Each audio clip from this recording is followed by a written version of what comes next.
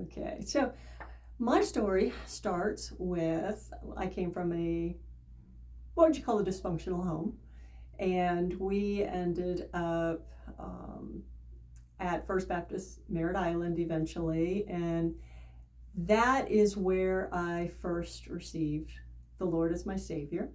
Dr. Vance Havner was preaching, and I felt the call of the Lord. I was 1 month before my 11th birthday, and Christy's dad and my mom had just married. And so we were now a combined dysfunctional family.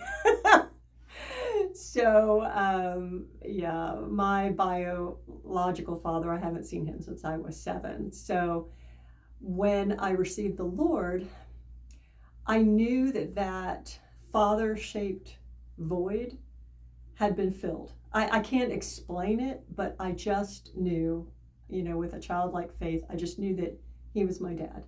And my stepdad comes along, who I call Daddy, and I really liked him from the very beginning, but he was an absentee father. He pretty much grew up with, you put food on the table and you take care of the family, and that's all you have to do. And emotionally, disconnected. But he and I connected over the years. Um, I ended up having to go to boarding school. My brother and I have one biological brother, and then, of course, Christy and her 2 brothers are the steps. And Wade and I ended up going over to Zellwood, Florida to school because the family was in disarray. And that's when Daddy and I ended up getting a lot closer. Mom had left him for about 3 years and had moved. It might have been 2 years. And she had moved up to South Carolina. And this boarding school that I went to was a Christian school. So we were getting immersed in the Bible. We had, Bible all the time, and even in school and stuff. So my faith started really growing then, and I loved it. And then came back as the school was closing. They were going to a day school, so that was an overnight school.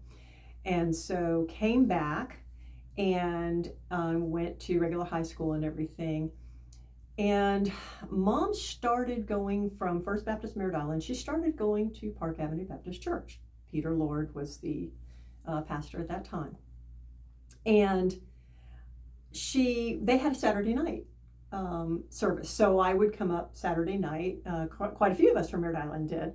And then we'd go to First Baptist Merritt Island on Sunday morning. So we were doing the 2 church thing. And met David Cox, who was just at the funeral here for his mom, Peggy, and Steve and Debbie. And, we all have known each other for a very long time since we were young adults. And so we got involved in the young adult group, and we went on trips. And that's where I met my husband, David, on what we called an overnight trip, a Lynx trip. We were going whitewater rafting. And so we did ski trips and things like that together, and we'd get on the bus and we'd go all night and we'd get to our destination. The guys would take turns driving and sleeping. And so, but I'm around these people at Park Avenue, and I'm thinking, they have something that I don't have, because I'm sitting in church and I'm just not feeling it. I know Jesus is my Savior, but I don't have what they have.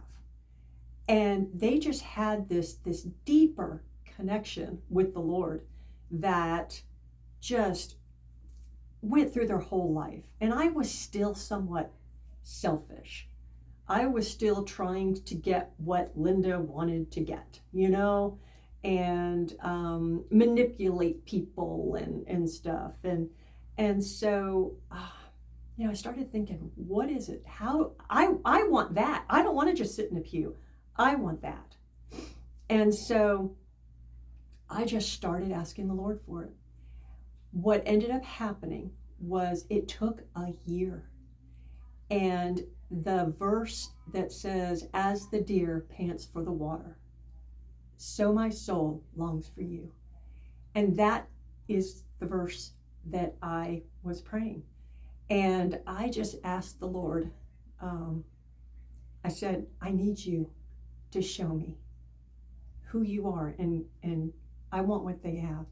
And so one night, had a guest preacher on a Saturday night, and I just had a vision. I was praying, like I said, it had been a year, and I am just emptying myself of this selfishness, and I'm emptying myself of what I want, and just really opening myself up to finally say and just surrender. That's what it is. It was a total surrender. And I just saw a vision. I was on my knees. We were praying. I got on my knees. I was near the front, and I just saw a vision of Jesus reach his hand out and touch my head. And everything changed. It was just so, I knew that Jesus is the Christ, the Son of the living God.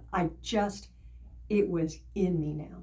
And that was the turning point for my Christian faith.